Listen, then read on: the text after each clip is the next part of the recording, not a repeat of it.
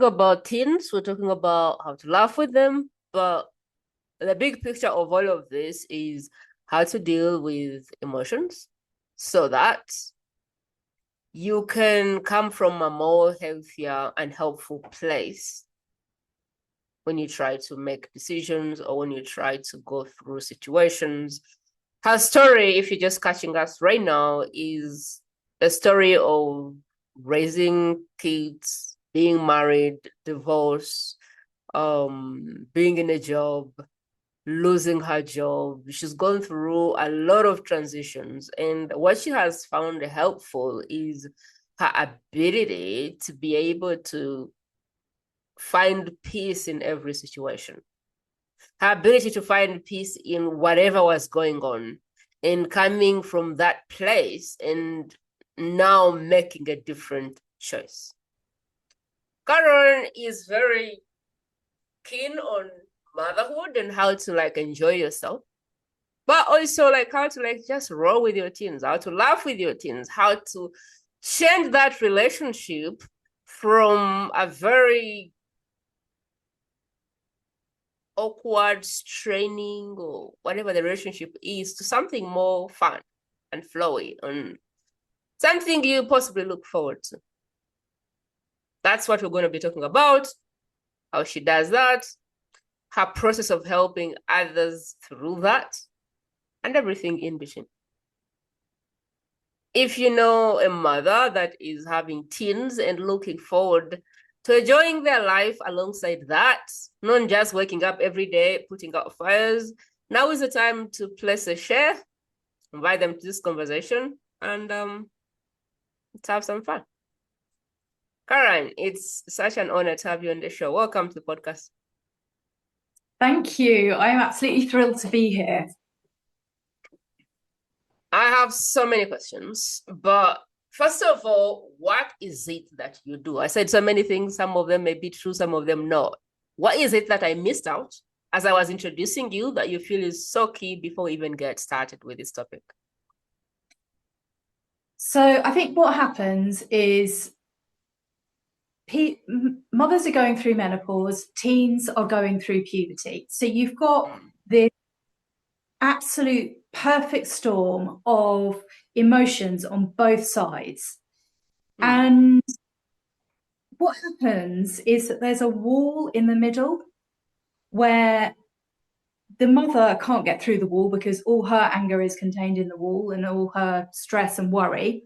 And the teen can't break through the wall to connect and communicate with the mother because of their stress and anxiety and worry. And so they end up on either side of the wall, just butting heads and not getting on.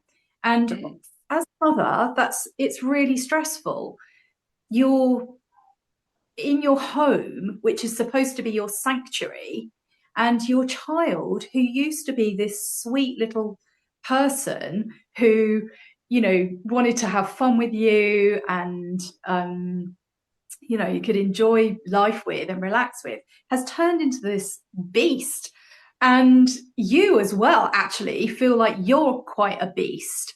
So, because menopause it throws up all this stuff. So what's most important is the communication between mothers and teens and mothers, fathers as well, but I focus on mothers because I think that relationship is still like the prime relationship in the majority of families. And as a menopausal mother going through the teenage thing, you're often looking at the problems that your teenager is coming up with. So women come to me and they say, oh, they're vaping, or they've brought weed home, or they're really angry, they're shouting at me, they're not doing anything I've asked them. Their bedrooms are an absolute tip. So they're looking at the external stuff and going, like, this kid's driving me mad. And the work that I do looks at the first stage is to look at the emotions of the mother, because in menopause is often seen as a phase of medical symptoms. And yes, there are symptoms, hot flushes, anxiety can be a symptom, aches and pains, sleepless nights. And I don't, in any sense of the word, diminish those symptoms. They're very real. But I think what people are not talking about is that this is like a rite of passage. It's a transition for personal growth. And that's exactly what your teenager is going through as they go through puberty. So you're actually both going through a phase of intense growth and evolution and actually becoming a new version of yourself. And the hormones are making it all very emotional, and the changes are making it very emotional. So, my first step is to bring mothers to this sense of peace. And I have a signature process. I call it the deep peace method. It's way simpler and more straightforward than therapy and much quicker. You don't have to go over all your old stuff. You just deal with what's present at the moment. And it resolves everything very quickly, allowing you to feel a real sense of peace. And then once you're in that state of peace and calm, you're able to relate to your teen in a very different way. And you can start to communicate with them about all the things that you feel concerned about. So rather than that, say they're vaping and you're getting angry, you can just have because you're feeling calm and you're feeling at ease and you're feeling, you've dealt with whatever your issues are with them. You can just say, hey, I saw you came home with a vape the other day, and you can open up the conversation. And teenagers just want to be heard and they want to have sovereignty. So you might find that by just having the conversation, they start to think about vaping and why they're vaping. And actually, maybe they don't want to vape once they've really thought about it. So it's kind of a magical process, really. It's interesting that you say you're going through menopause and they're going through puberty, because I've never thought about things like that. I've never thought about an adolescence this side and the menopausal. Like, I've never thought about those two situations, because all I'm thinking is about, okay, there's menopause happening here. There's a lot of things happening and the teens are just getting on our nerves. But then now that you talk about, yeah, but they're also going through adolescence and they have no idea what's happening. And maybe they feel the same or worse than you are. And until we all see what's happening and see the intersection, it's like you're building this tall wall here of saying, hey, you have to do it my way. And she's like, no, you have to understand what I'm going through. It's like this entire work. I've never looked at it like that. Now it's really interesting. But before we get into all the goodness, how did you get into all of this? Like, what's your story? How did you get all this stuff together, start building the puzzles and kind of putting it in the lens in which you put it? Because now I'm like, oh my God, this makes sense. Like, how did Carol get all this stuff together? How did you start bundling all these things and getting to kind of see what is happening there? Well, recently you have helped me an awful lot. I'm gonna go back to my story because this is really a life's work. So I started professionally as a social worker, and I work with children and families. And nobody liked working with the teenagers. And I was actually quite, they always used to say, oh, we'll give Caroline all the naughty teenagers, because nobody could really handle it. And I always got on really well with them and managed to develop a relationship with them, maybe because I was a really wild teenager myself. So, I mean, I did it all. I smoked weed, I did alcohol, I got thrown out of school, So I think I went through that myself, and I know that I've come out actually as quite a sane person. And So yeah, most of the time. So I think I've always had that understanding of teenagers because I went through quite a tough bit myself. Then I did social work, Hmm. and then I had my own children quite late, and it was a really conscious choice to go into motherhood. Like I really wanted to be a mother, and then I had 4 children, and I birthed them all at home. So I just kind of was really always really conscious about how I was being a mother, like so right from the beginning, like how I wanted to birth them. And I wrote a book about that experience and to try and help other mums. So really that's, and now like here I am again. I I had some amazing birth experiences and I wanted to share that part of motherhood. And now I'm in the teen phase and um I really want to share, I've been through some stuff with my teens, we've been through divorce, the court system, I've been estranged from one of my daughters. Um, they've, been through like wild parties, neurodiversity, um, and just, yeah, it's 4 children, so there's going to be a lot of different stuff.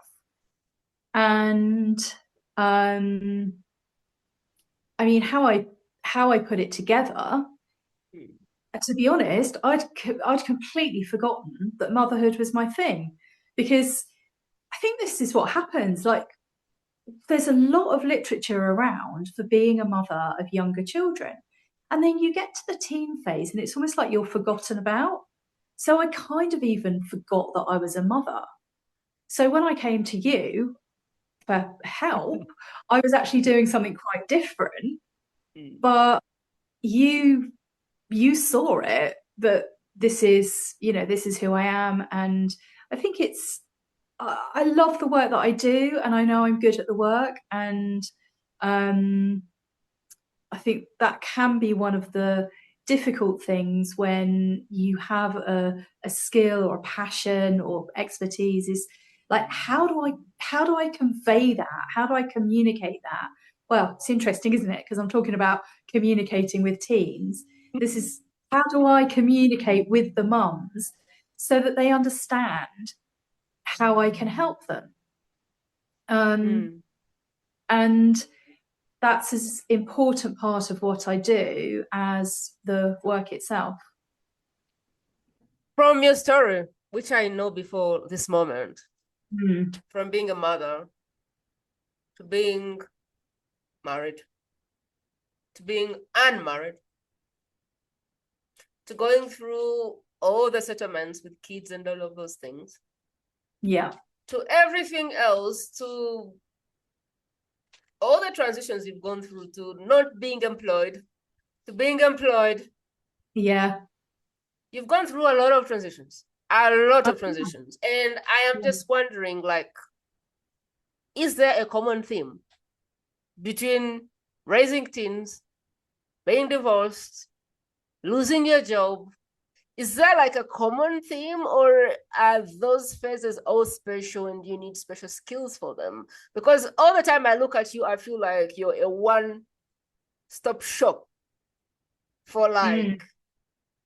all of these things that you've gone through, even Yeah. though we're focusing on teens and how to, enjoy our Mm. times with your teens. But do you find that there's like an intersection between all the phases, or is it like every phase is unique and special and you kind of have need special skills for that? Mm. I think it's a bit of both. Mm. Like, I think it's sort of on 2 levels. So you've got your inner experience, the inner journey, and that's going to be whatever change you go through. That's going to be the same. Is like using those inner resources of like the deep peace, communication, and using each change as a transition, as an opportunity for transformation and growth, Mm. and kind of not taking it all too personally, which that is a journey in itself. You don't just land yourself in court through a divorce and go, oh well, I'm not taking it personally. It was a journey to and once I was not taking it personally, everything was great. And always coming back, like, peace is my top value, is my number one value. And it's the reason why I left my marriage, because it was not peaceful and my husband did not value peace. He loved an argument, and I just don't. It's not how I operate. And so I think that's the element of peace. Like, every transition I've been through, I have seen as an opportunity to find a deeper sense of peace in myself. And yeah, I found something I'd just written on a scrap of paper that said, I do not accept anything that challenges my sense of peace. Wow. And I don't actually remember writing it, but I did. I found it in my handwriting, and I thought, yes, that is it. So anything, and that is how what I do in my work. Like, your teenagers are challenging a sense of peace. That's what's so uncomfortable about teenagers. That's why people struggle so much. And we deserve peace.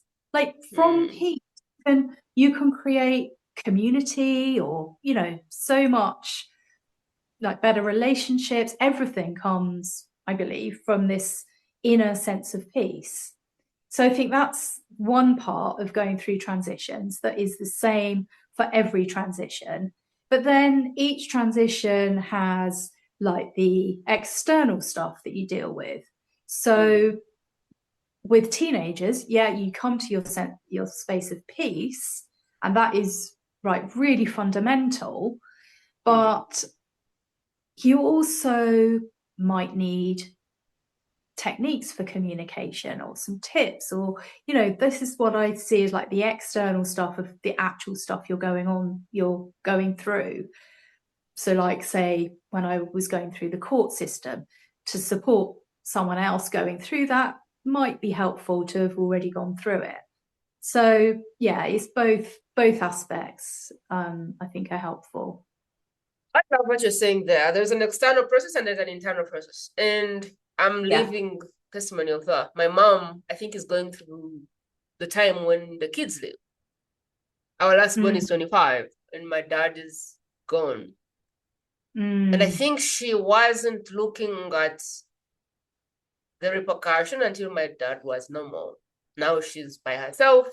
Last born is 25, 27. Everyone has really moved on. So she's like an emptiness now. But I do think that a big part of her struggle is not getting closure with that. It's not getting to a place of peace with that. So when you talk about peace, I'm thinking about my mom. And I'm thinking, yes, like, if she could get to a very peaceful place with that, everything else might look different. Because of the fact that she's not getting to peace with that, then her health is going really down. So before we get the external, I'd love to kind of sit on the internal piece. And I want you to tell me how I find peace when my daughter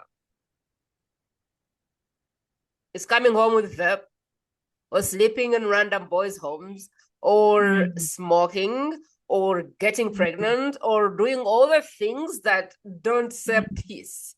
How do you get to a place of peace when you see your children falling apart? Like, when you literally see things going. Yesterday, my friend was here, and literally, this is how she parents.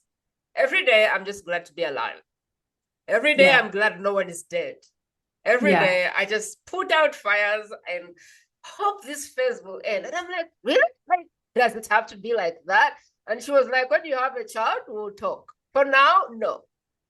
But I struggle to really understand, like, does it have to be that way? So to talk about external and internal tools, I'm very keen to start with the internal piece, and then also very keen to go to the external pieces, because I don't see a lot of people talking about the internal piece. So can you help me understand how a mother can find peace in chaos? Like, if things are just falling apart.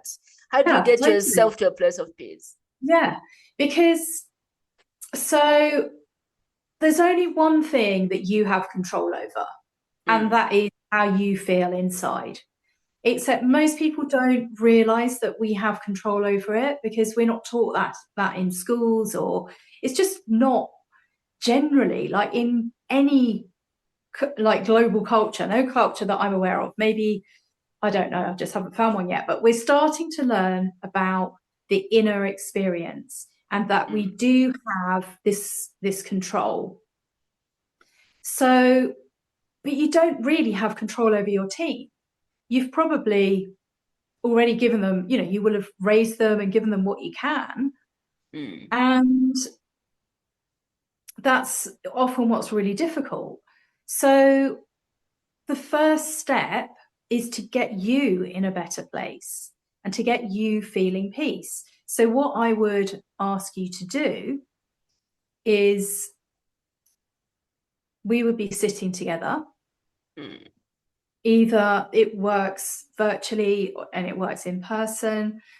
mhm, Um, and we would talk about your situation. mm, And then you're going to have some feelings about that situation. So you might start off, let's say you've got a pregnant teenager. mm, And so you start off, and somebody might say, my daughter's, she's pregnant, and she's gone off, and the external stuff would be the thing on their mind. And then what I would do is bring them to a place of being deeply present. mm. So I want to kind of ask, Yeah. whoever is listening maybe has a thing. We all have things. Maybe your daughter is Yeah. doing stuff. Maybe your husband is doing stuff. Maybe your job is going astray. My mother is, I don't know, taking away some of that for me. I wonder, can you help us go through the experience no matter what we have going on that is taking our pace? Like, is it something Okay. you can demonstrate to us who are Okay. listening and kind of say, feel into your thing Oh, and let's sure. do it? Yeah, because I would Yeah. love to personally go through the Okay. experience. So, what have you got that is there anything you've got that you have angst over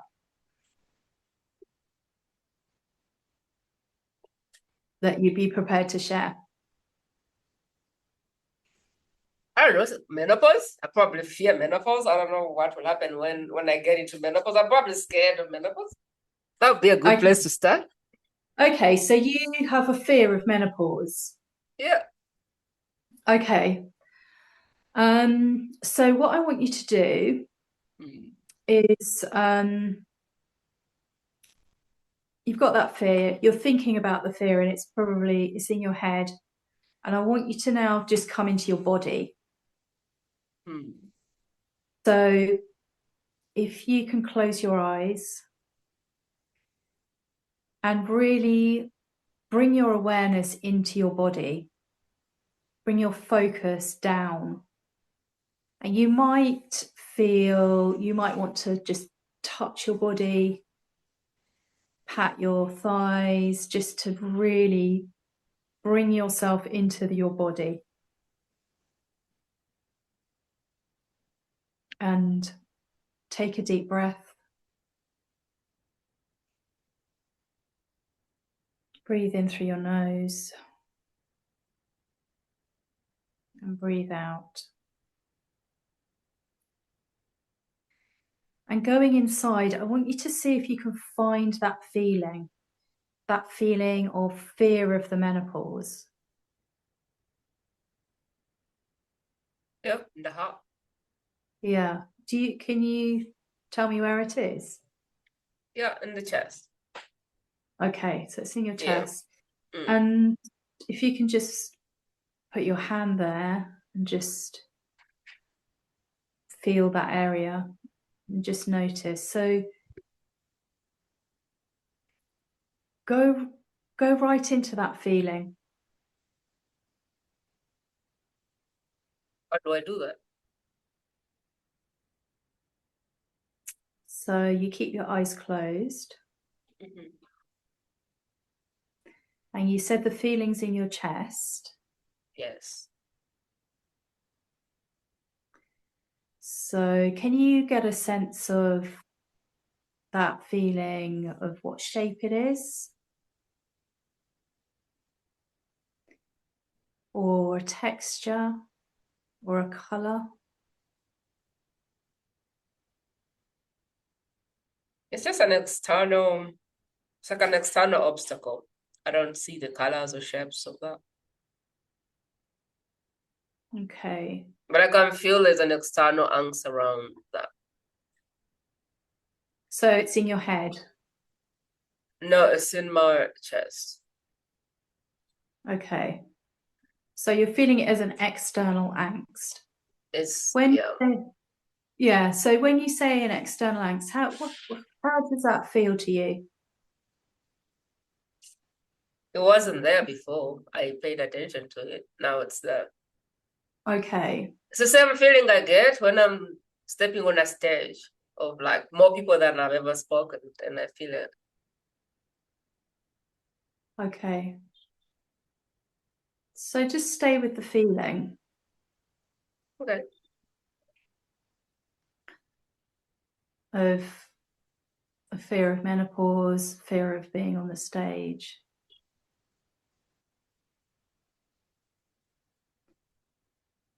And notice where it is. Just let it be. Be what it is. We're just going to spend some time with this feeling and allow it to have its say. Because feelings like to cycle. They just want to be seen and expressed.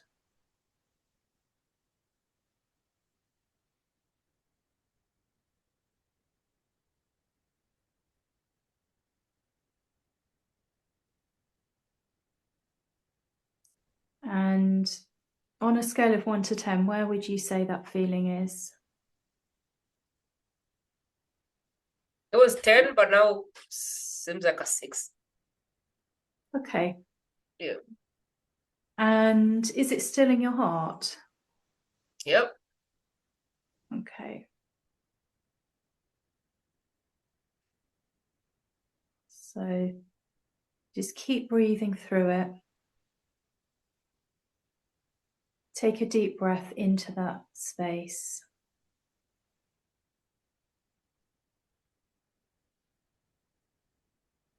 And just staying there with it. It's actually very grateful to you that you're giving it some attention and allowing it to just be present, be here.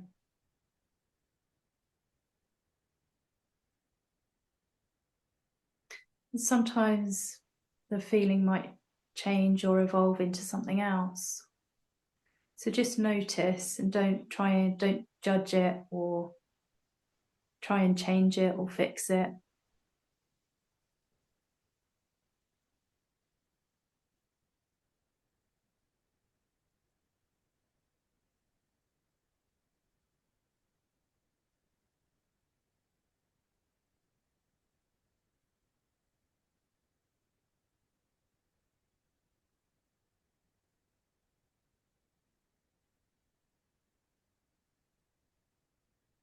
Stay with the feeling.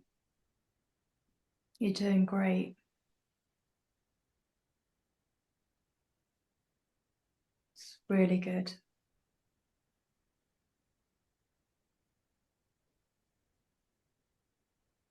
Allowing it to cycle.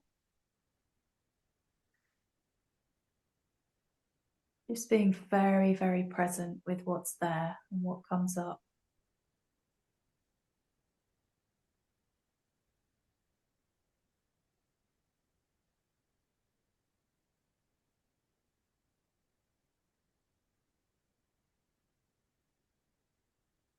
Seems to disappear. Okay, tell me where it is on a scale of 1 to 10. think it's gone. Wow. Amazing. Amazing. Can you explain that process to someone who has no idea what's Yeah. happening? I've done this process before, so I am probably more Yes. open to it. But can you Mhm. explain to someone what we just did there if they've never done it? Yeah. So I think it's helpful to understand why we're doing it, because I think people Mm, generally they understand therapy, and that if you talk about things through, then that resolves things. The difference with this is that as I said earlier, like, emotions want to cycle. mm, They want to be acknowledged, observed, held, and mm, experienced. mm, And when we're not doing that, they get caught in our system. They just continue to spin, mm, and they spin and spin and spin until you give them the opportunity to resolve and complete the cycle. So that's what we're doing. The mm, method to do it is it's so simple. I mean, everyone's seen how really simple it is, and you can do it yourself. mm, Um, so the first step is you have to get yourself into a space where you're not going to be interrupted. mm, Have 5 minutes to spare. You can do it in 5 minutes.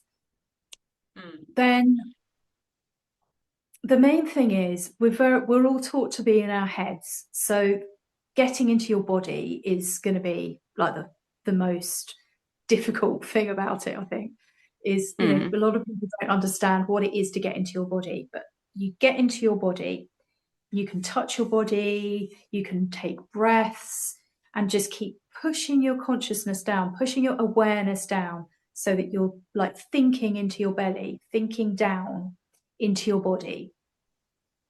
And then once you're there, rather than connecting with the story of what's happening, my daughter I've got a teen pregnancy, go into, like, how does that make you feel? How do I mm, feel? What's that feeling in my body? Because the teen pregnancy has happened, the vaping has happened. You don't really have a lot of control over teenagers.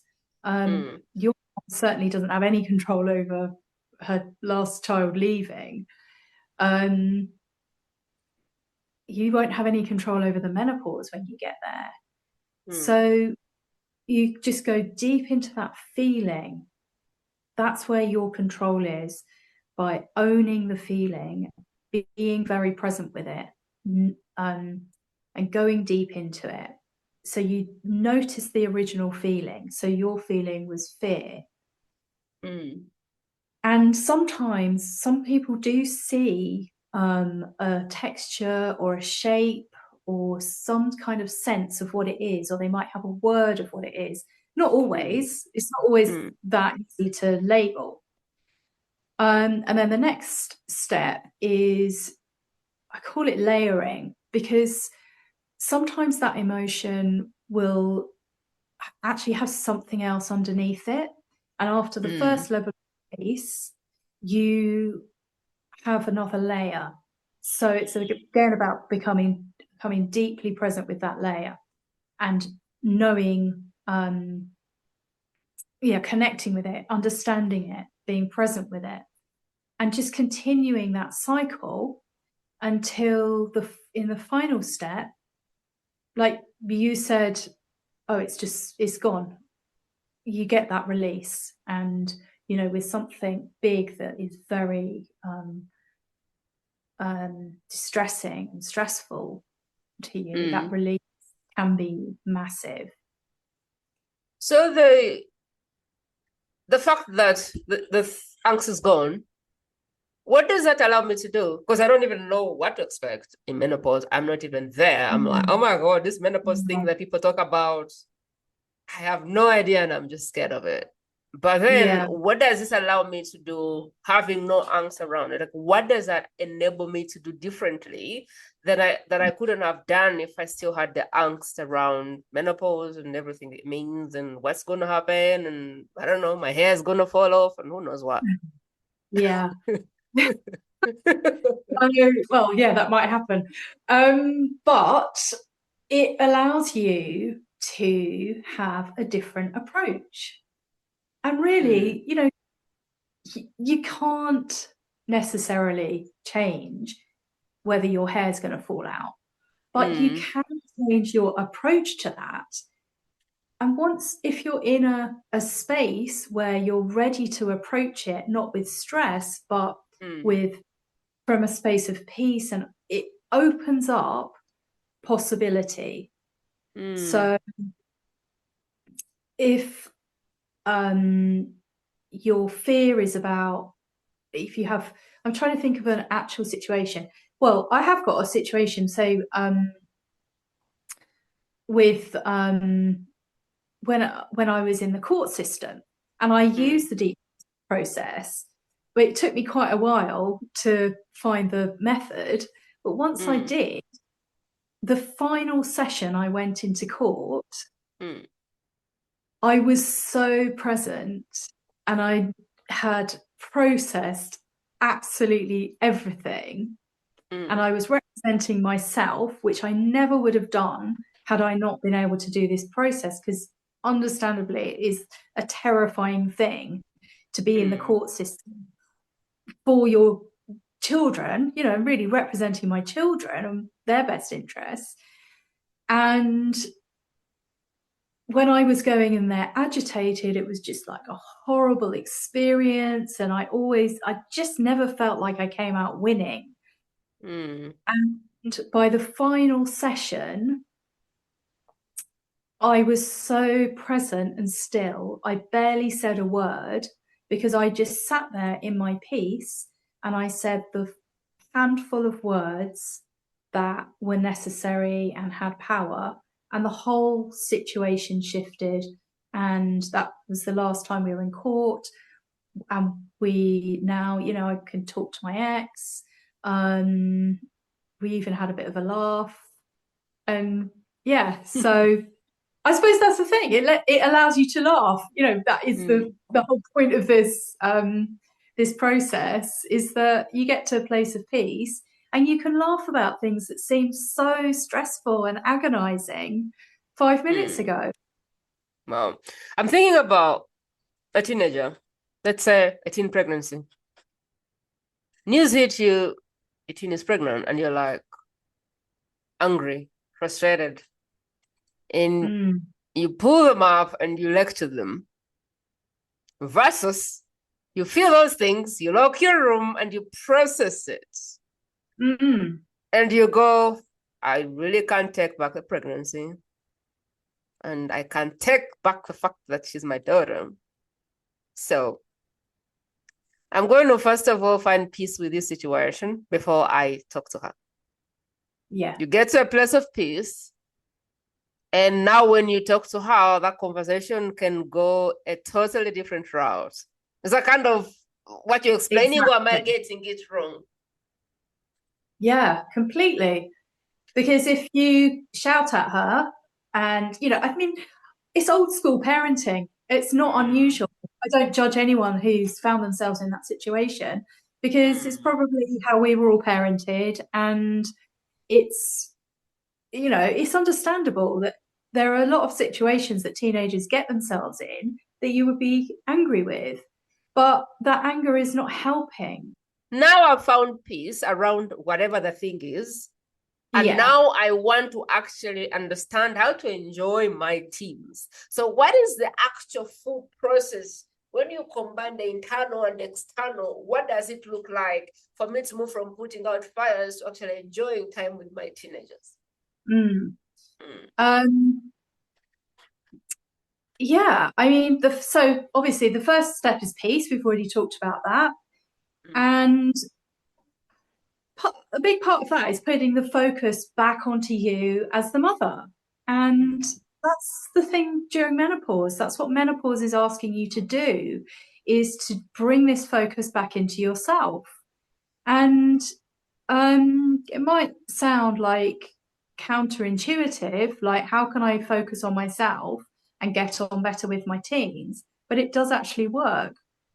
Like you can't nurture others from a empty well. You have to have your own needs taken care of. And in menopause, those needs are just they're they're different. You have different needs. You don't have, your estrogen has dropped, and estrogen is a caring hormone. So you don't have that um, ability to be as caring as you were before. And that's, again, it sounds like it's the opposite to what you need to get on with your teens. But you know what? They need to be let go of as well. They need more space. So actually, if you can come to a place of peace with it, where you're not feeling guilty or you're not feeling angry with them, it can actually rub along quite nicely because they become, they fill in the spaces. Like you can literally say, I'm not doing anything today because I'm tired and I'm going to just spend the day on the sofa.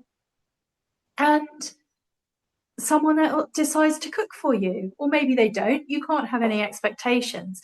Everything just becomes a lot easier. And a lot of what teens are trying to do with their behavior is detach from you anyway.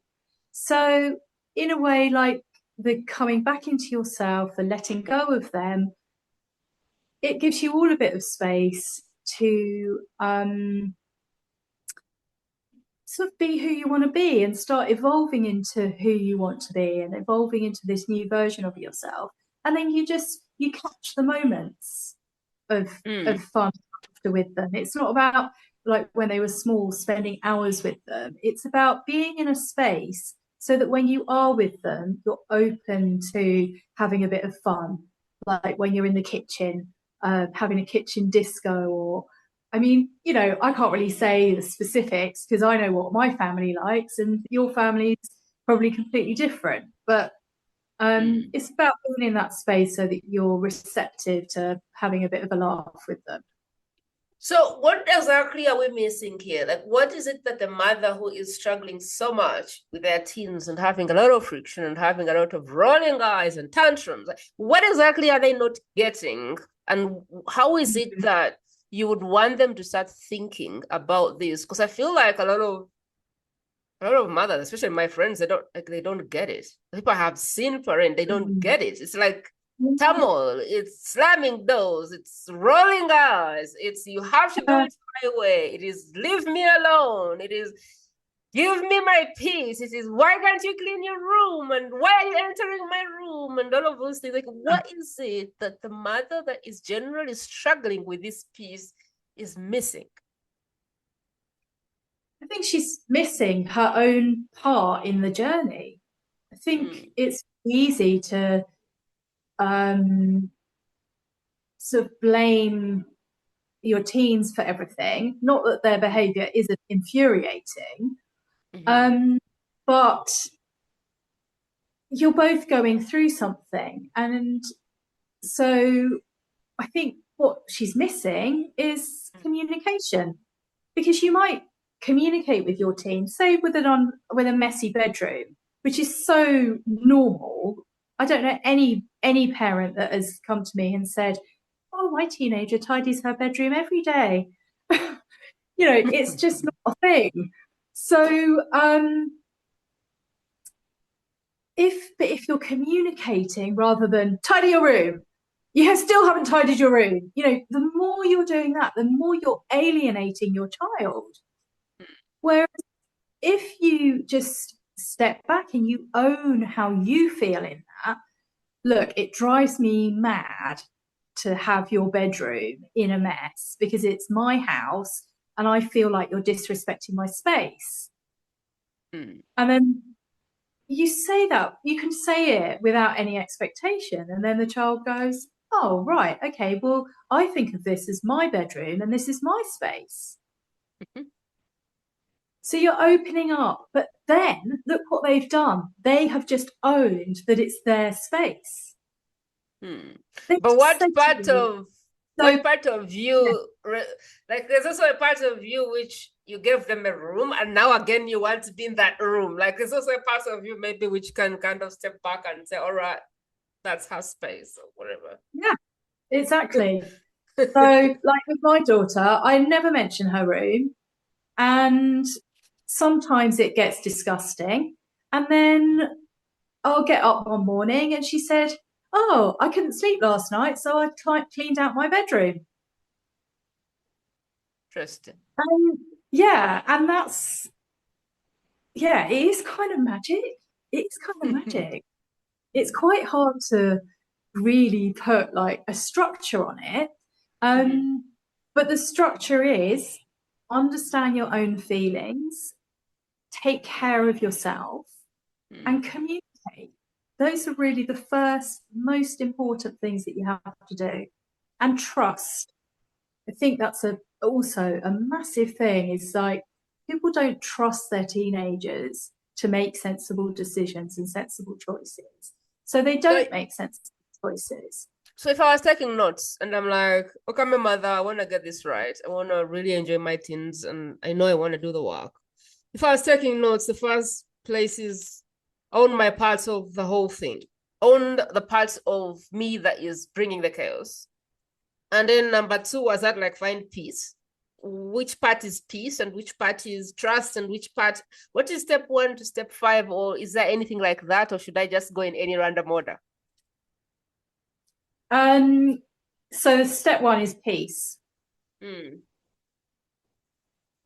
then as you begin to trust yourself more, you naturally trust your teens. So that's all part of you coming to a place of peace.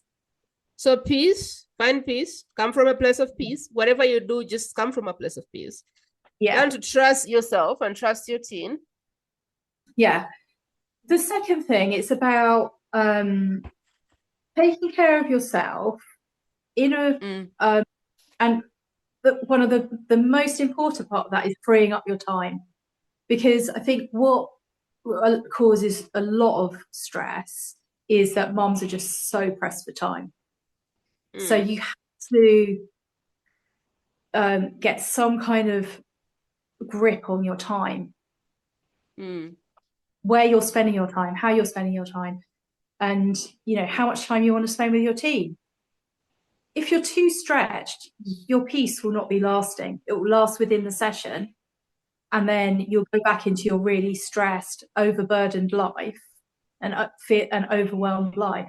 So if you can carve out a bit of space for yourself, then that is going to make all the difference.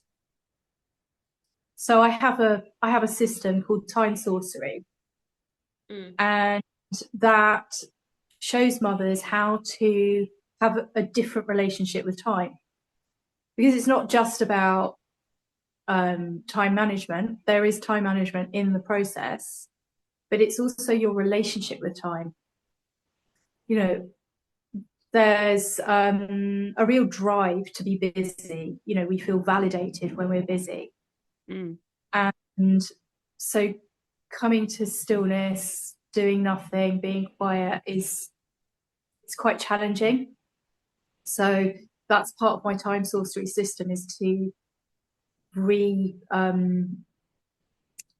reset your relationship with time. So that's step 2. Then once you're in that space, you can start to make time for yourself, because this is really the important thing in my work. It's not just about parenting, it's about mothers. And I think we need to recognize what mothers are going through, and also who they're becoming and who they are.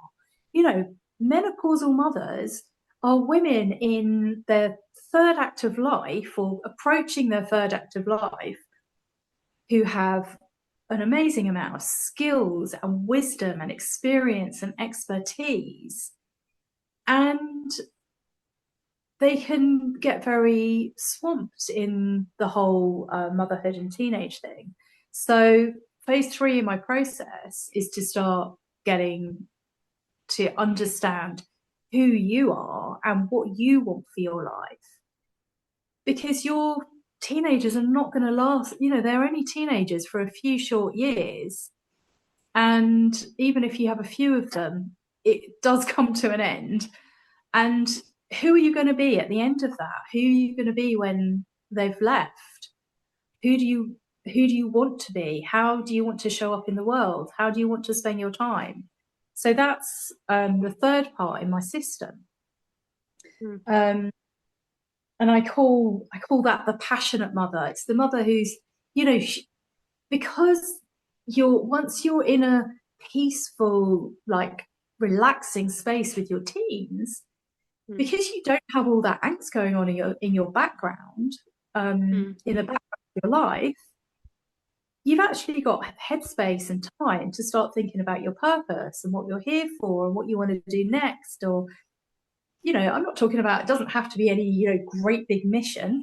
Maybe your purpose is to sit on the sofa and knit or read books or whatever. But it's that coming back to you in the third phase. And then the next 2 stages of my process. So the next stage is about actually getting to the nitty-gritty of that and like planning who you want to be and getting the inner resources together to move forward, because it's all going to be a journey of evolution. So you've done this bit of evolution with your teens, you've found who you are, you found what you want to do next.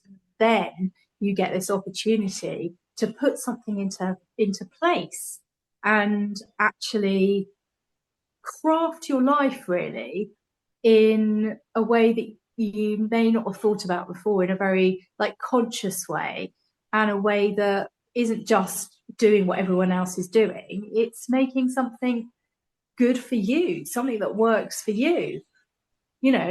Like for me, being single, having my own business so I can work in my own time, talking about motherhood, those are the things that work for me. And I'm lucky enough to be able to do those, and I've made the time to do those. So, and then in the final phase, you become like this Renaissance mother, because Renaissance in the sense of like you're reborn. You've literally come through. It is almost like the menopause and the teen years of like taking you through this, like squeezed you through this like birth canal of stuff, and you've evolved and learned all this new stuff about yourself, how to relate to your teen, how to come to a space of peace. And then you can rebirth yourself and be a completely, different version of yourself, a peaceful version, someone who can find joy and meaning every day. And it's a beautiful way to live. Let me see if I understand what you just went through. So based on the process I've just had you explain, what I picked is this. The enjoying motherhood or enjoying teens, enjoying the menopause, whatever the phase you are in is a choice. And it all begins with finding peace. Finding peace in the moment and not trying to change things you actually can't control. But finding peace in the pieces that you may not be able to control. In my case, finding peace in the fact that menopause is coming, whether I freak about it or not. So let's understand that step one. If I can find peace around menopause, then maybe I can sign up for some of Carol's resources and get prepared before the actual thing hits, so that when it hits, that I am not putting out fires. So finding peace with the things that you cannot change. That's what I understood. What I want you to do is listen and kind of tell me where I go off when I go off. The second thing I understood you saying, you have to free your time, because a lot of this is stress built up from being a mother and being everything to everyone, and everyone wanting a piece of you, and everyone expecting you to do this, do that, and having no time for yourself. So there is need to free up your time so that you can actually do things for you. Yep. Things that start to think about the things that you want, not what everyone expects you to do, not what your teens expect you to do, not what your husband, like time for you and what for once Yep. you actually need. Making Exactly. appointments with yourself and actually showing up, even if that looks like sitting in a bathtub and just enjoying that. Even if that's going and reading a book, even if that is going to church every day for an hour. Carving out the time to kind of not just be in the doing, but also being. And maybe Yeah. some of that is just being by yourself. The third Yeah. thing I understood is really understanding yourself. What does that mean? What do you mean understanding you? What does it mean?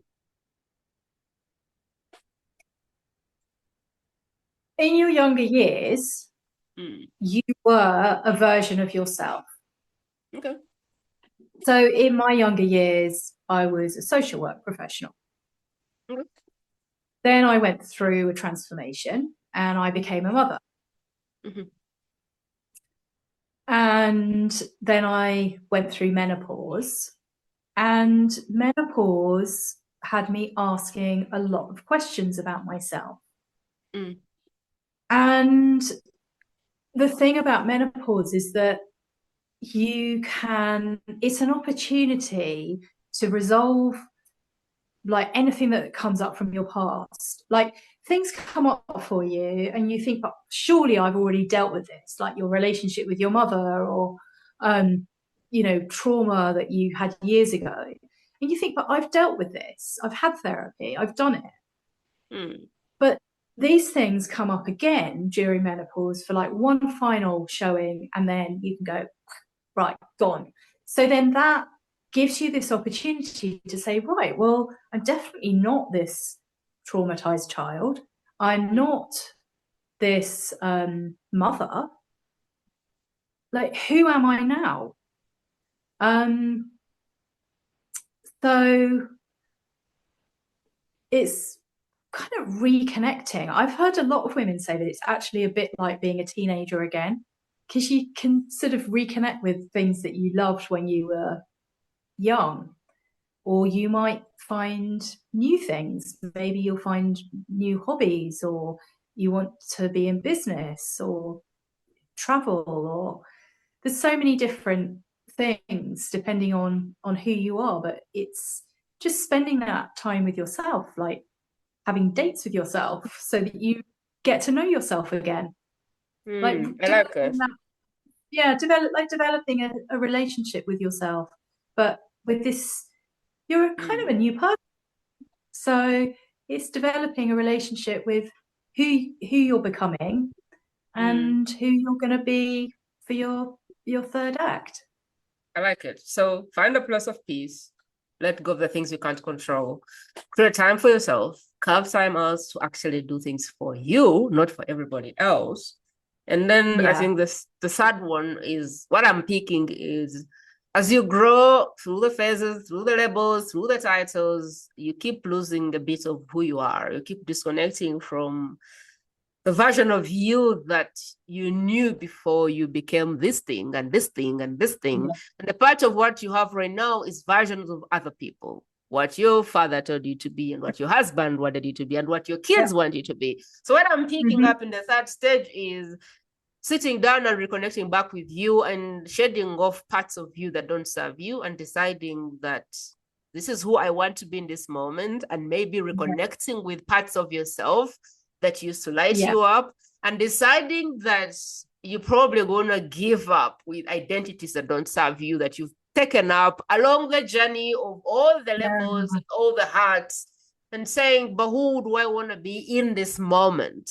Because a lot of people never decide what kind of mother do I want to be. They don't decide what kind of wife do I want to be. They don't decide what kind of job do I want. Like a lot of people just take up things because by default things fall on your plate.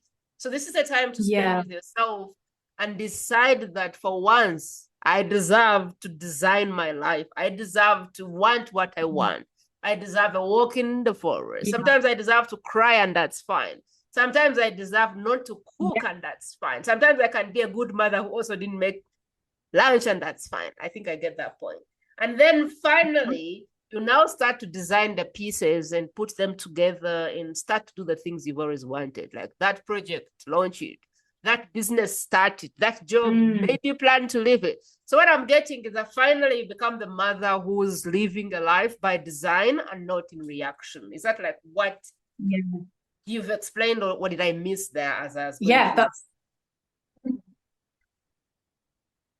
No, I think that was absolutely brilliant. I really, yeah, very concisely put. And what you've made me recognize as well is that a massive part of it is the shedding. It's the what you're saying no to as much as you're saying yes to. It's like honing it down into this point of who you really are and getting rid of loads of stuff.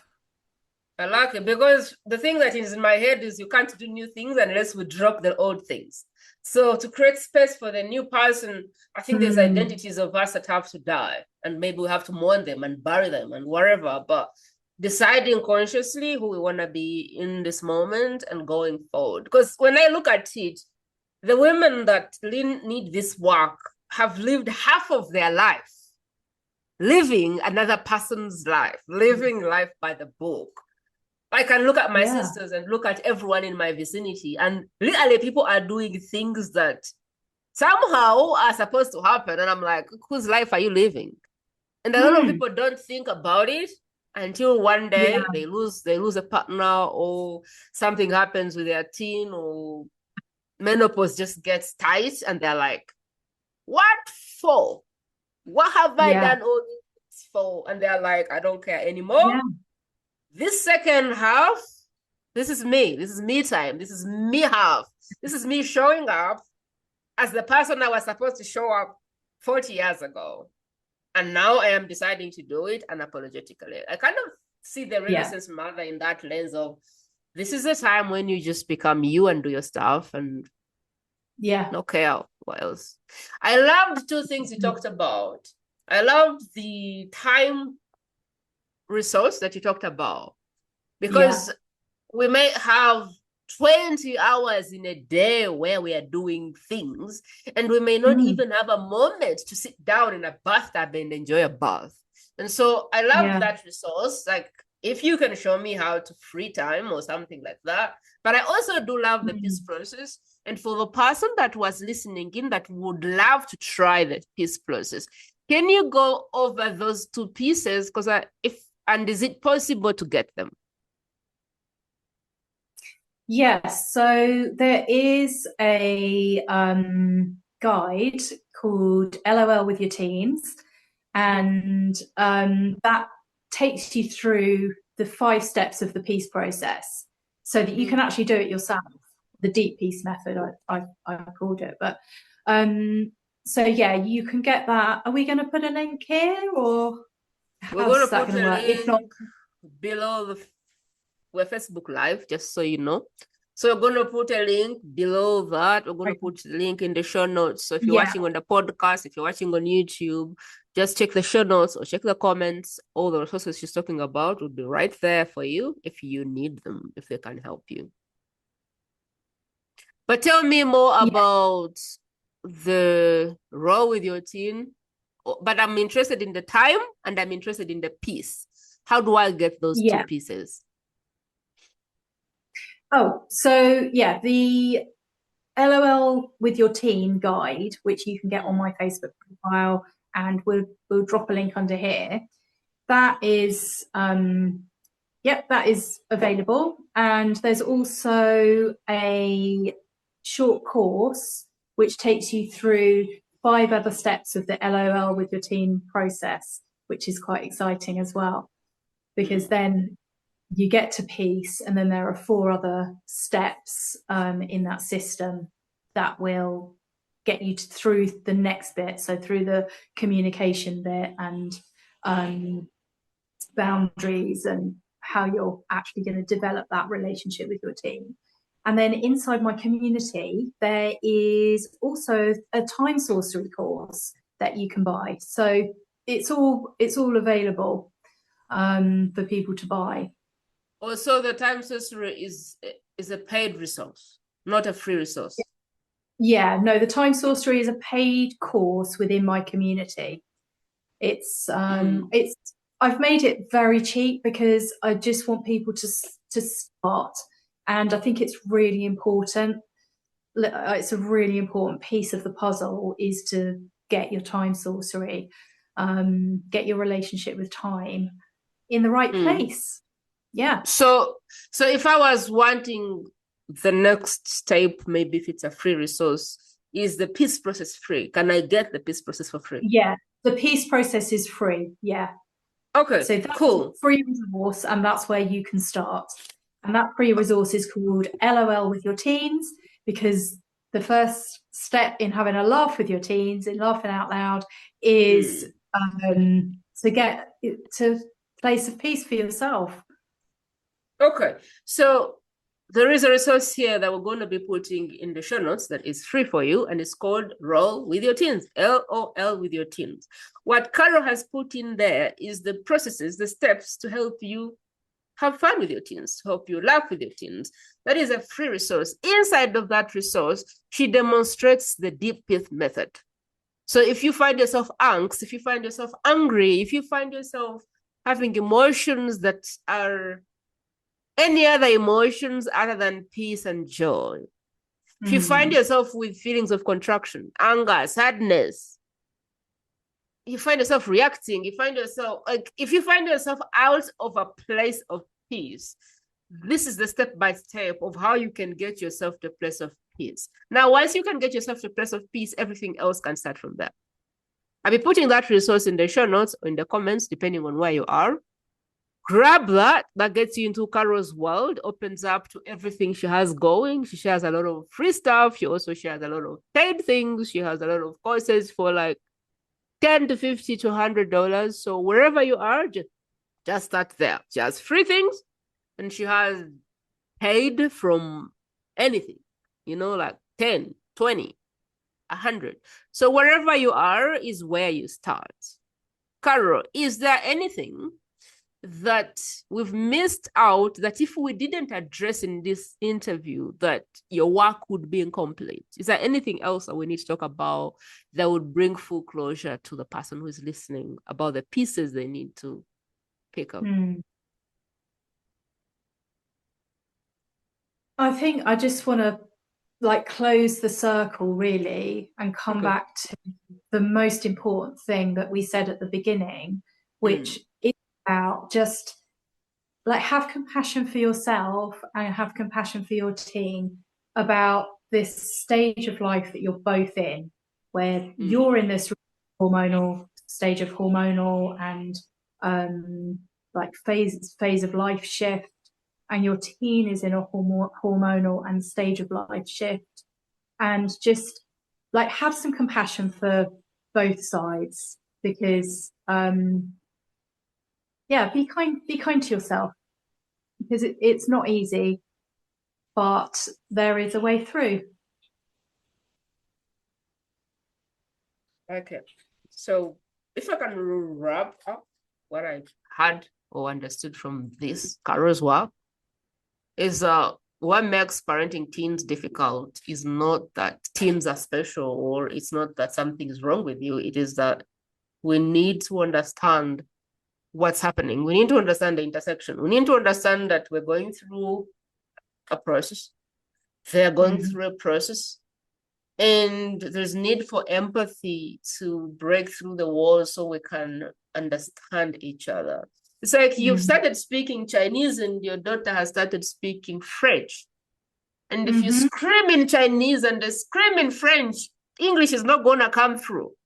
So if you both spoke English before, she was your baby, and she would never be without you, and you were this mother that was just growing and being a mother, and now she's here where she's like, okay, I'm being an adolescent, actually I don't need this kind of motherhood.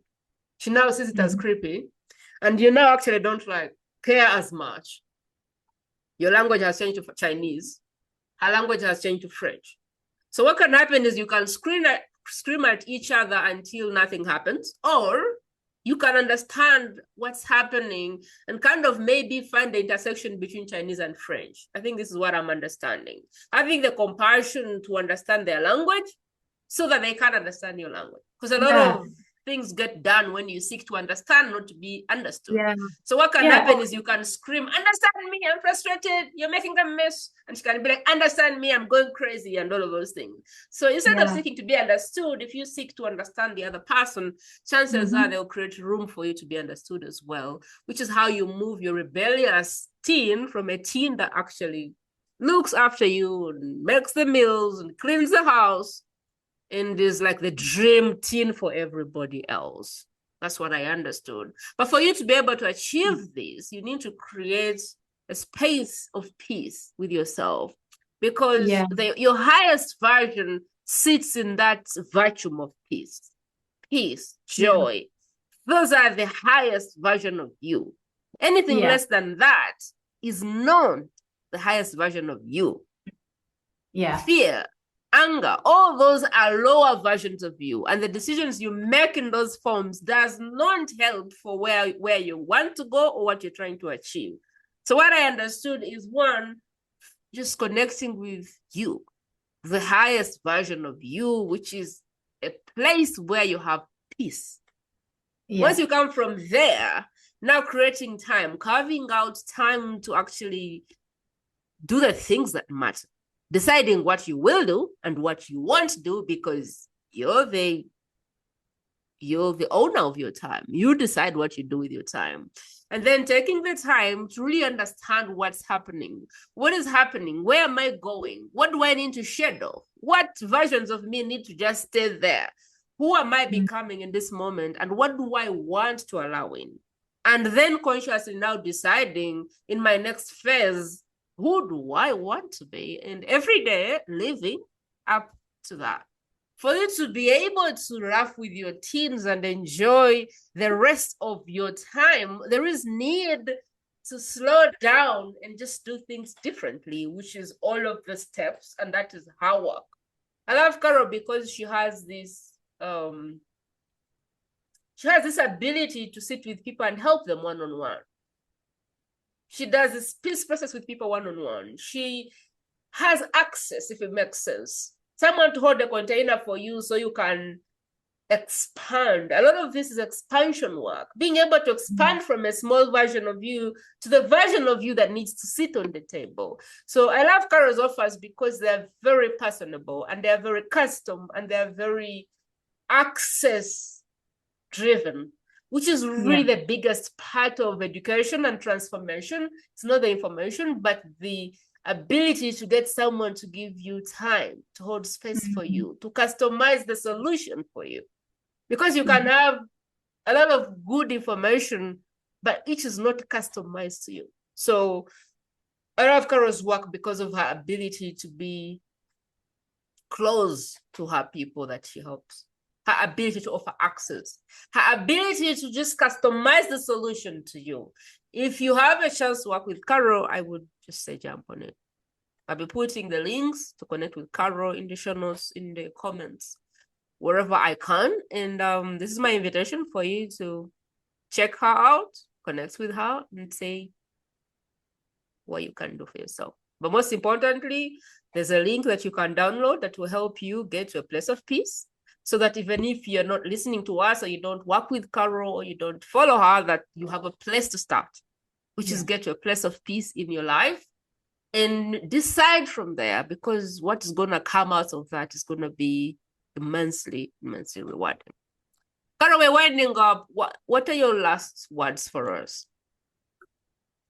So something I'm going to pick up on when you said about speaking, you're speaking Chinese, they're speaking French. And you're just not getting through. I love that. Is that what you're doing, as well as reclaiming something amazing for yourself and, you know, coming to your higher space, you're actually leveling up. It's like gold medal parenting. And that's the thing, you really have to be a gold medal parent in this situation. And that's what I want to leave with. Amazing. Thank you, Carol, for being on the show. And to you who is listening, thank you so much for being a great listener today. What you can do to help me and to help Carol's work not be a secret is I want you in this moment to pause and honor one person in your life who you believe needs to have some sanity as a parent. Who do you know that needs some sanity? Who do you know that needs to hear this? Who do you know that needs to understand the kinks of this? Because there's a lot of mothers out there that are losing their hair from this. There's a lot of mothers that are losing their marriages from this. There's a lot of mothers that are losing their babies from this. There's a lot of teenagers that are getting lost from all this. And if you're listening to us, you've been chosen to be the vessel of the work. I just want you to look for one person who this can change their life and just share it with them. You just need to say, hey, I listened to this interview and I thought about you. And literally just one person is all I need for you to share it. If you shared it with one person, who shared it with one person, who shared it with one person, who did the same, Carol's work would never be a secret. Would have more mothers thriving and would have more happy teens and would have a lot of goodness happening between teens and mothers and everything in between.